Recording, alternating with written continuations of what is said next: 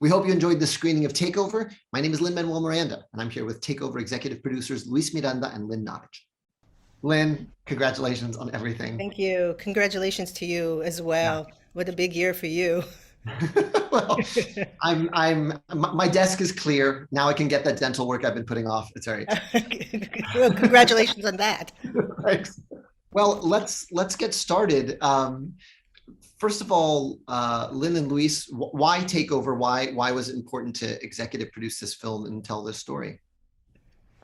When we first saw the footage that Emma had, which was mostly the recreations and some interviews, we had a visceral response to us. It came to us in the midst of the Black Lives Matter movement, in which young people were on the streets every day speaking with a certain kind of urgency.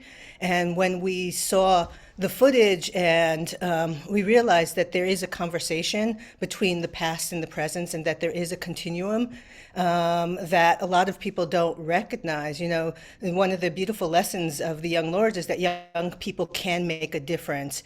And we felt like we wanted to put this particular story into the world. I don't think that people, people know the Black Panthers. They know what they did, but I think a lot of people don't understand the real impact that the Young Lords had in the 1970s to move the dial forward.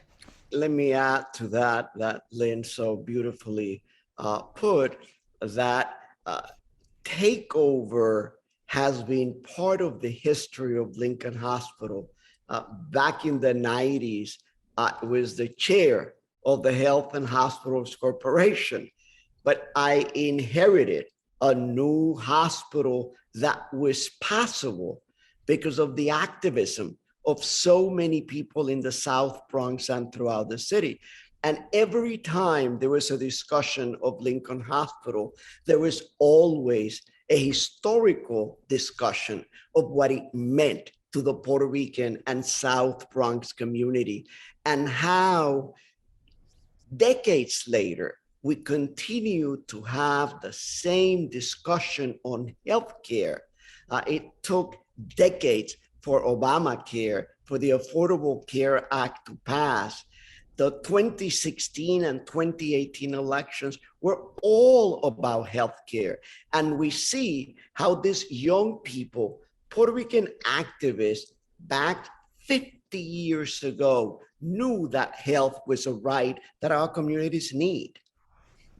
Lynn, you grew up in Brooklyn around the time that this takeover took place. What did seeing that footage sort of stir up in terms of your own memories? Yeah, it certainly was resonant. I grew up in a neighborhood that one would consider quote unquote marginal. I grew up in a community that was majority, Black and Puerto Rican.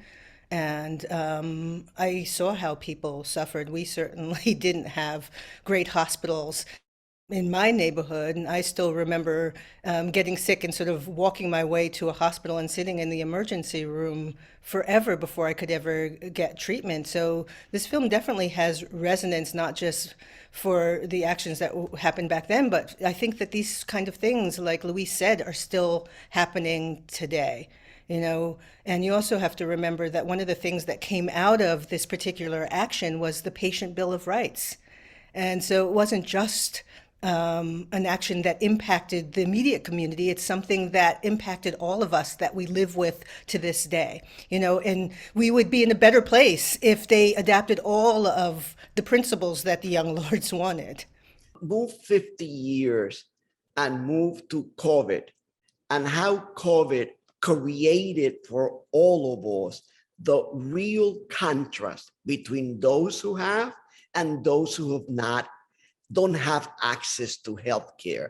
If we actually saw what bad healthcare is, we saw it during COVID.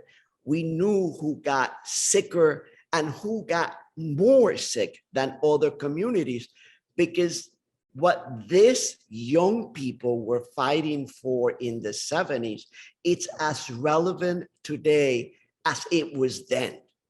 Luis, what are some of your memories of the Young Lords in that time? Well, if you look at my back, you see a picture of the Statue of Liberty with the Puerto Rican flag on its forehead.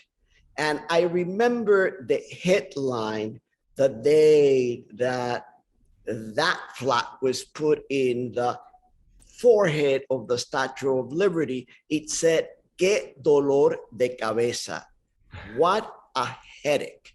So the young lords were part of that headache of what it takes communities to fight for their democratic rights and be heard by City Hall and be heard by the powers to be. If we didn't have this level of activism that then we all lived through in Black Lives Matters, real change will take much longer and will not be as powerful as we need it to be. I was amazed watching the film, sort of knowing what was archival and what was reenactments. It's really incredibly seamless, and you really get the whole story. And that's largely due to the work of your director, Emma Francis Snyder. What did she bring to the story, Lynn? Emma brought a number of things. One, Emma is a political activist, and so I think that every aspect of the film is filtered through that particular sensibility. And she brought these interviews, with Iris and Denise and Cleo that were incredibly moving, and that's something that she did. She went out there and spent years trying to track down the young lords and convince people who are really reluctant to talk about the movement because they've been burned in the past. But the other thing that I think that Emma brought is the fact that she was a woman. And often when people are looking at the Young Lords movement, they forget that in part it was spearheaded by these bright, determined young women like Iris and Cleo Silver and Denise Oliver. And they were very much in the trenches of history with these young men. And what Emma was able to do is frame them in a different way, is to use sort of her female sensibilities to say that, these young women, these young activists were equally important to shaping the movement, and she was able to amplify their voices and sort of put them back in the archive in the way that they really belong. And so I think that that's one of the things that is really beautiful about the way in which Emma assembled this film, is that it really is a complete history of the Young Lords, that all of the voices are given equal footing. You have this incredible wealth of archival footage that I've never seen before, and I think was really revelatory about what New York looked like back then and what was going on in the South Bronx. How did you assemble that? I think one of the true feats of the film was the filmmaker's ability to go deep into the archives and find this incredible archival footage that in some cases hadn't seen the light of day since the 1970s. And we also can't forget that we had these wonderful photographs of Hiram Mirastani, who was one of the young lords who was deeply immersed in the movement, but he also at that time recognized the value of documenting it. He had his camera with him at every single moment. And so we get to not only see what was happening outside because of the media's footage, but we get to see actually what was inside because Hiram was documenting every single second of it. Two things, and I have heard Hiram talk about this and how through the process, many of the young lords kept telling him, "Coño, what are you doing with that camera? Why are you everywhere taking pictures? We know why that's important." But the second part on the archival, it's for the most part, minority stories are never told in the main media.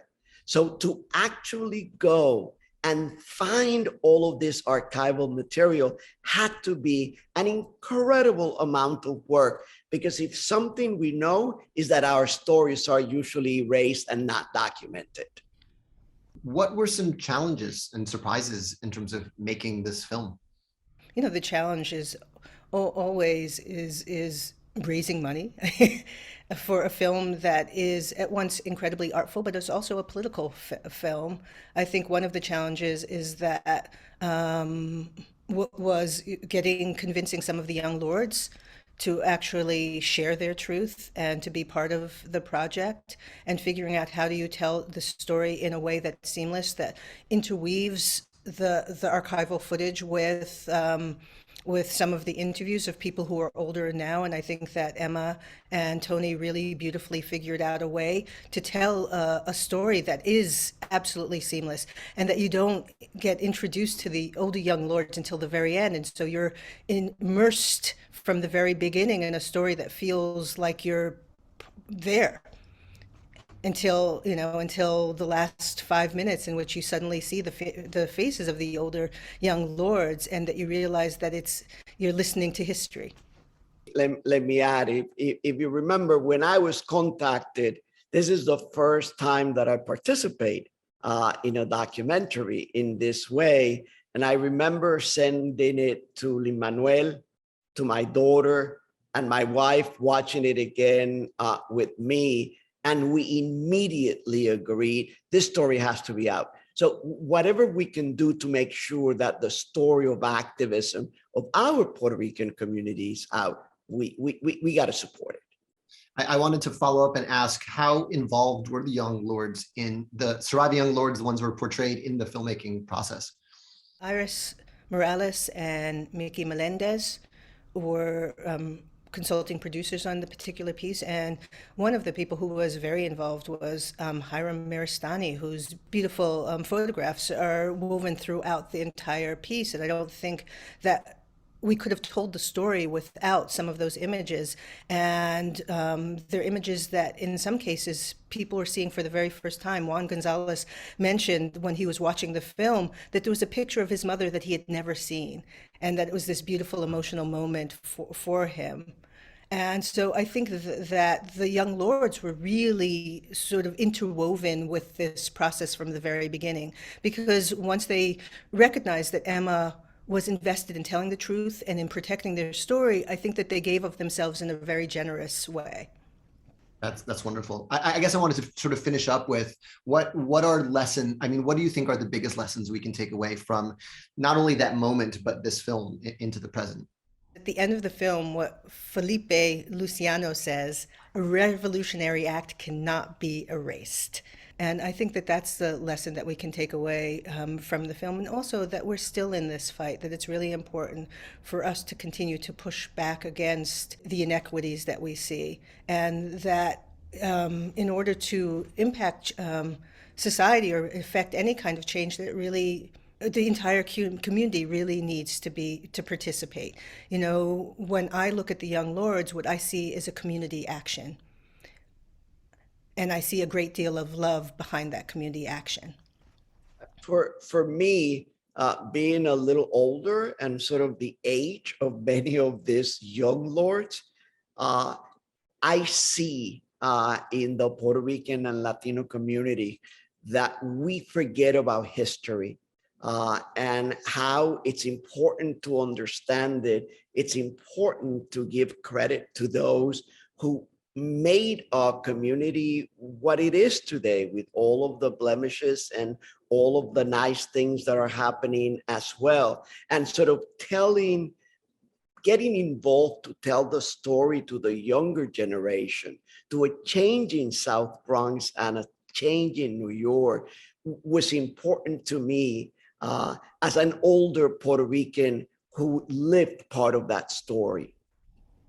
And can I also add that I think that part of making art is illuminating spaces that are unseen, and giving voice to people who've been marginalized and erased or edited out of the archive. And, you know, I think that one of the missions of Emma was to retrieve history. And this is what Luis was saying, is tell stories that haven't been part of the mainstream narrative. And I think that one of the takeaways from this film is that this is not a standalone story, that there are many stories like this in the Black and the Latino community that need to be told.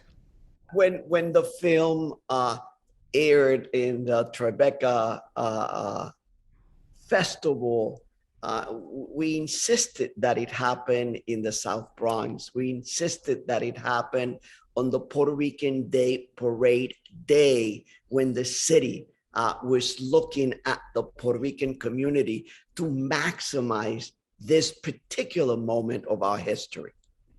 It was a revelation to me as a young Latino who has only seen Felipe Luciano in a suit on TV, on the news as a political commentator, to see his his younger activist roots, and so many of these faces that I recognize just from our life, and seeing the beginnings of that movement that became a real political force. It was really revelatory to me. And on top of that, an incredibly suspenseful film, because it was a piece of history I didn't know about. And I want to thank you guys for producing this film and bringing it to light, because I think it's an important story for the young activists now who are trying to make change in our city and in our world. So thank you for joining us today. Thank you. We're immensely proud of this film. And yeah, I hope that people will come and see it. I mean, it's a film that every time I see it, it conjures a great deal of emotion and makes me actually want to go out and do something. Yeah. Yeah, exactly. I always say great piece of art make me want to write. And this piece of art made me want to write, and it also made me want to act. Well, thank you, Luis and Lynn, for this screening and virtual conversation. Takeover can now be seen for free on New York Times Op Docs and on YouTube with Spanish subtitles.